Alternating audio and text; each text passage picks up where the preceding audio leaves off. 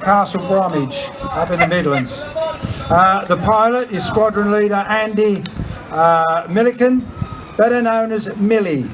That's his name that he likes to be known by, and he's the commanding officer of the Battle of Britain flight. So he'll be in the Spitfire. Which is going to come first, we don't know.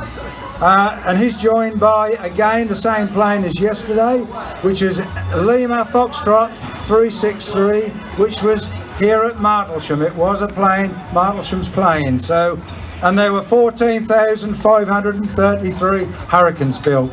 So I shall expect we'll do a test on this later on, folks. Okay, that's going to be piloted again today by Flight Lieutenant Andy Priest. And Andy joined the RAF in 1991 as a navigator before retraining as a pilot. The Spitfire is serial number P7350, and so we're expecting them in about 15 minutes. So, as I say, where it's going to come in the service, I don't know, but we'll probably stop and watch them come over. Nothing much else I can tell you about that. The band this afternoon, as you know, you've already seen those professional young people marching around, and they'll march around and come in over there. So I hope the people over there have left them enough space. We don't want anybody mown down by bandsmen. But they played very well, and they looked very smart, didn't they? Oh, very good. Excellent band. Very good. Yeah, well done. Yeah, we couldn't. We wanted the RAF band, but unfortunately they declined or couldn't do it. And those boys and girls have played. They are the only band that's marched up, youth band that's marched up the Mall and played for the Queen. They've played in Red Square and they've played in New York. So yeah, they're a well-versed band, and they take children off the street. No, I don't mean literally off the street, but you know what I mean. Youngsters, teach them how to play and how to march, and that's the sort of standard that they expect and they come to, and that's absolutely brilliant. And I'm sure you all agree with me that they did a very marvellous job. Yeah. All they got to do now is to squeeze into that gap there. So hopefully we shall start shortly.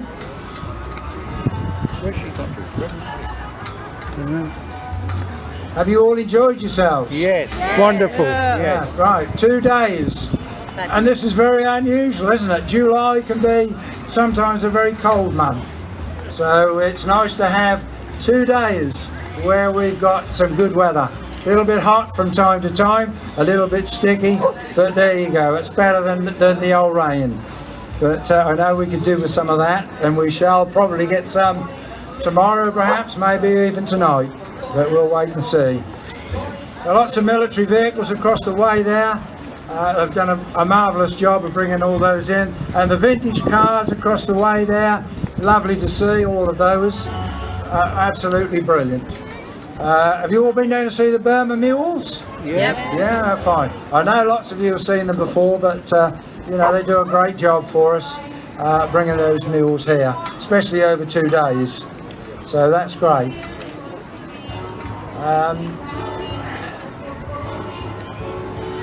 Here comes the chairman of MH100, hopefully with an update, and hopefully perhaps with a bit of a time.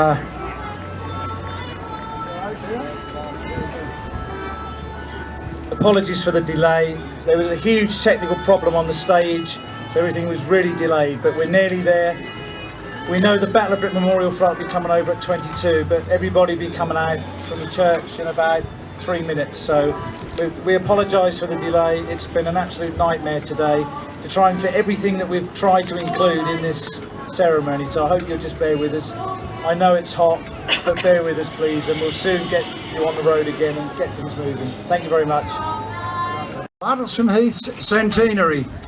As you all are all aware, and I shall get this little point in, this was the top station in the country between the First and the Second World Wars. So you are sitting on hallowed ground, and you understand that, don't you?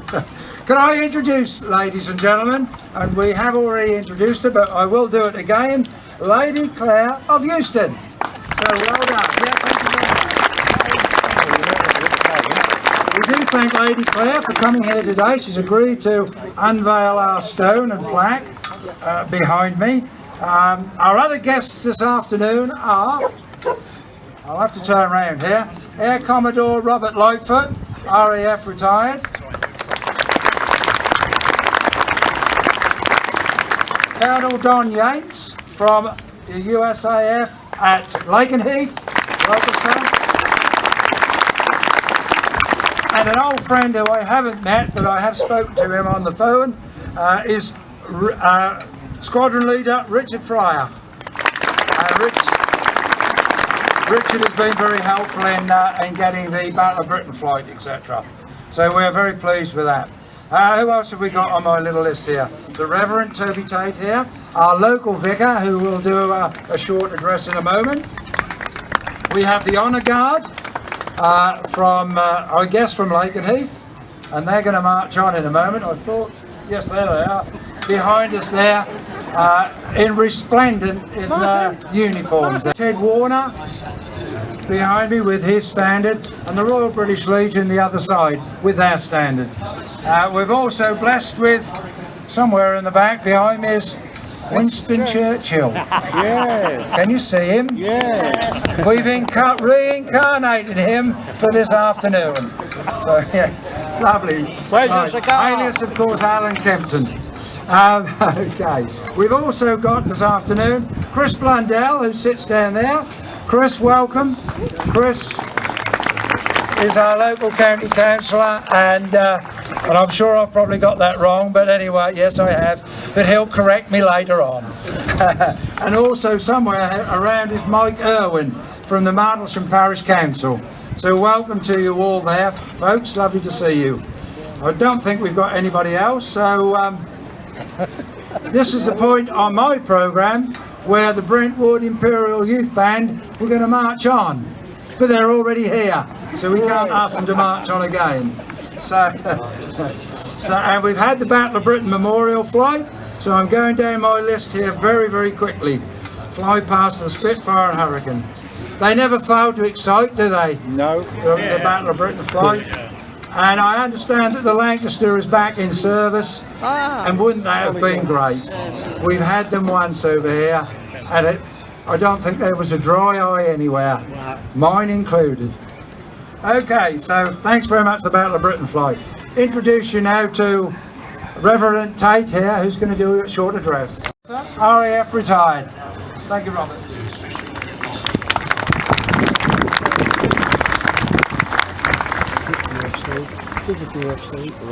Old Lieutenant, Reverend, gallant and distinguished guests, ladies and gentlemen. Can you hear me all right? Yes. Thank you, good. Now, we are standing here, as you know, on hallowed ground, to repeat the words of the chairman. Just underneath us was the runway, the main runway, for RAF Martlesham Heath. And my job is to talk about the RAF station during war periods. And it's a great honour for me to be here covering this task. There's not much to see from where we are about the airfield as it was. But just over there, of course, we've got the control tower, which is maintained and preserves the history of this airfield and will continue to do so for generations. And we owe a great round of thanks to the Martlesham Heath Aviation Society for their work in doing that. Now we owe a big debt of gratitude to all the gallant, brave and selfless servicemen and women who served here during the Second World War. But before enlarging on that, can we just go back in time a little bit and remember that this airfield, before it was RAF, was run by the Royal Flying Corps, and they worked on an experimental basis for weapons and aircraft in the very early days, 1916, 1917. Flying then, even in beautiful weather, was an extraordinarily hazardous business. But they plugged on developed aircraft and brought aviation to the fore so that it could become a very important and today supreme act of warfare engagement. But before that, youngsters here might not be aware that warfare was entirely in the hands of the land forces and the naval forces.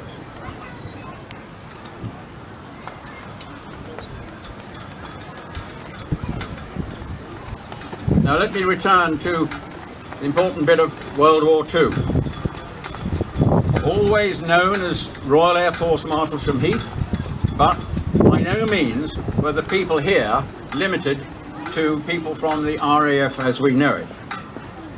In those very dark days of 1940, when this country faced a very real prospect of an invasion, famous names and famous squadrons operated from this airfield. And number 29 squadron was one of them.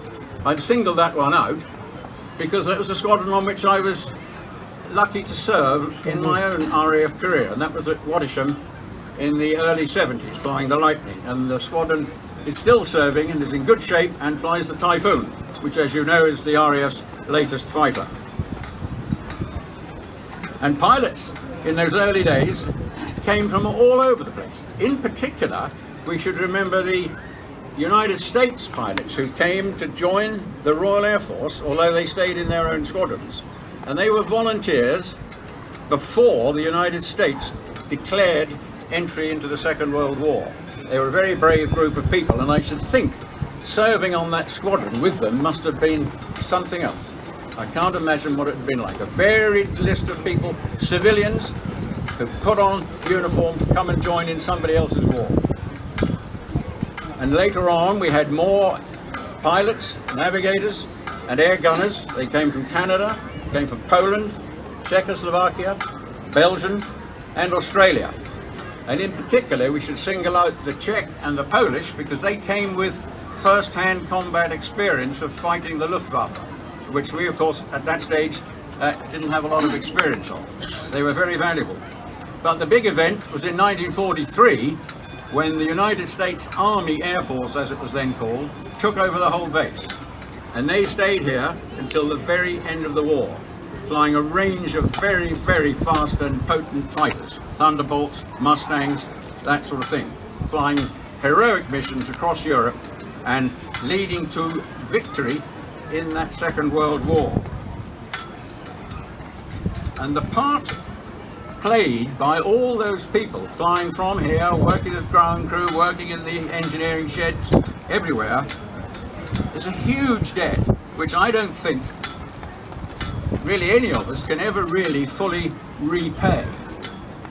But what we can do, and we are doing, is having a day like today and looking at the number of people who've come out to do it, we are showing our gratitude in the best way we can for all that sacrifice which led to victory in the Second World War, and a lot of it from this base.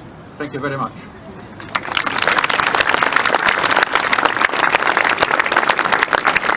Thanks very much, Herr Commodore. That was lovely.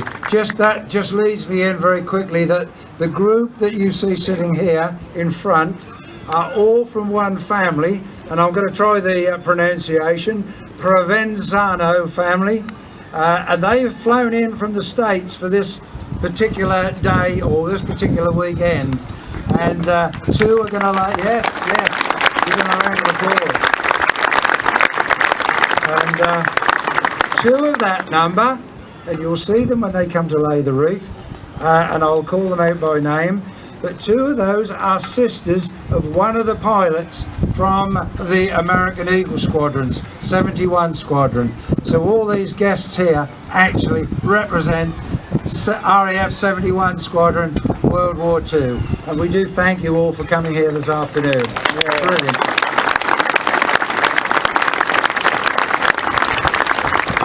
Our next speaker is Colonel Yates, who may have a little bit more to say about the American Eagle Squadron, I don't know, but would you like to come forward, sir? Thank you.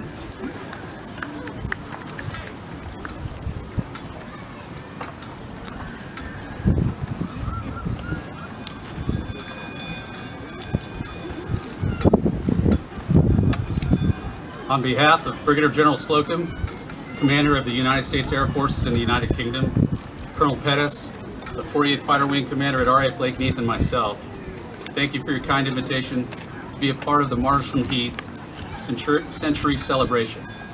Lady Houston, Air Commodore, distinguished guests, residents of Martlesham Heath, and our visitors from the United States, this is an honor for me personally to be here. I know firsthand about the special relationship between our countries. I witness it every day. I also had the distinct privilege of commanding the 334th Fighter Squadron at Seymour Johnson Air Force Base, the direct descendant of RAF 71 Eagle Squadron in today's United States Air Force. We are here to celebrate the 100-year anniversary of the community, also known as the cradle of British aviation. It is this community that opened its doors in April of 1941 to the men of RAF 71 Squadron and later to the 356 Fighter Group. Members of the community didn't know these individuals, and the squadron members had no idea of their new neighbors, but they came to develop a deep relationship and appreciation for each other that has left an indelible mark as witnessed in today's celebration. We don't know what motivated these brave young men from America to disobey the American isolationist policies of the day. Why did they give up their careers, their families, and in some cases their lives to fly and fight? Some say it was patriotism, maybe a taste for adventure, or perhaps the love of flying. I can tell you firsthand that the love of flying machines and slipping the surly bonds is a very powerful motivation and lure to this occupation. But somewhere along the line you begin to develop an intense passion to defend what is right in the world, and you develop an intense fear of letting your friends and squadron mates down. The community of Martlesham Heath, as with many other communities in the United Kingdom, who opened their arms to these men, became friends to these brave individuals, and it's this sense of friendship and community that in the end motivated many of these men to defend this land from the forces of evil. So let's remember and celebrate friendship and community today. Let's keep in our mind men like Chesley Peterson, Pete Provenzano, Oscar Cohen, and the many others. Let's remember theirs and other men's sacrifice defending this great country and its people. Let's remember that many of them died in doing what they loved with those they loved doing it with. Let's remember that friendship is powerful and everlasting and will always represent what is good in life. God bless America and God save the Queen. Thank you.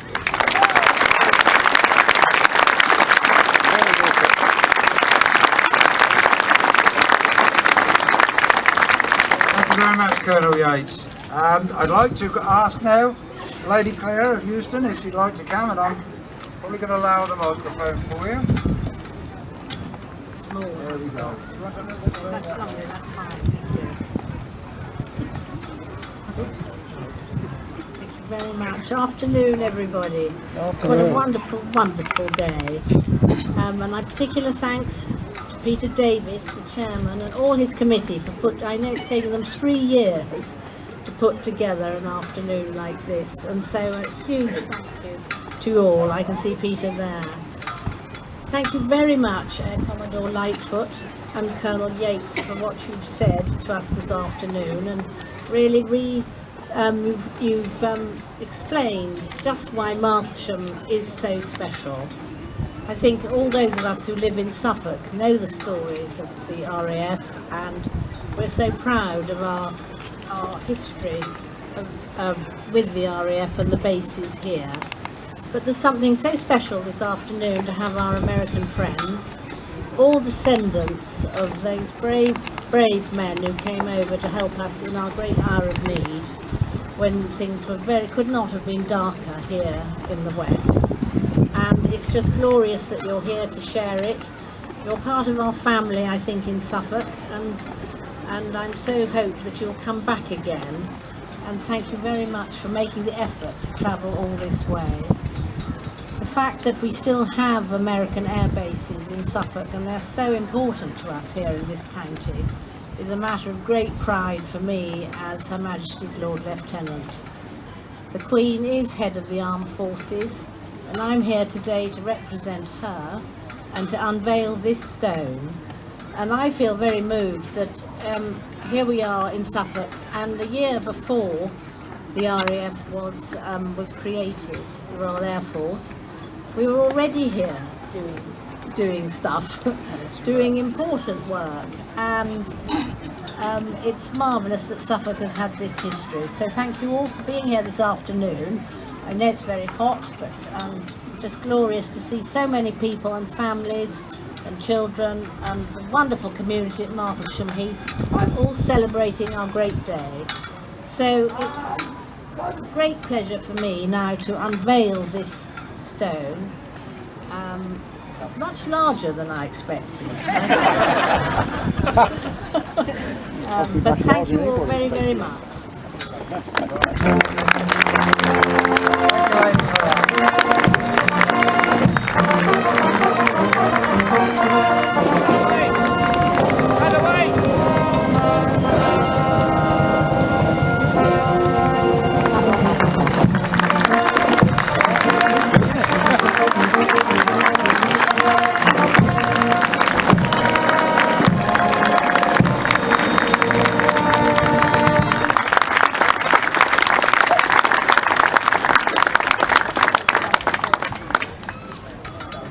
Martlesham Heath, 100 years. Where did the stone come from? Wales. From Wales. Yes. Yeah, well stone. Well done. Thank you very much. Thank you. Lovely. Right, thank you, Lady Claire, for that. Absolutely super. Brilliant.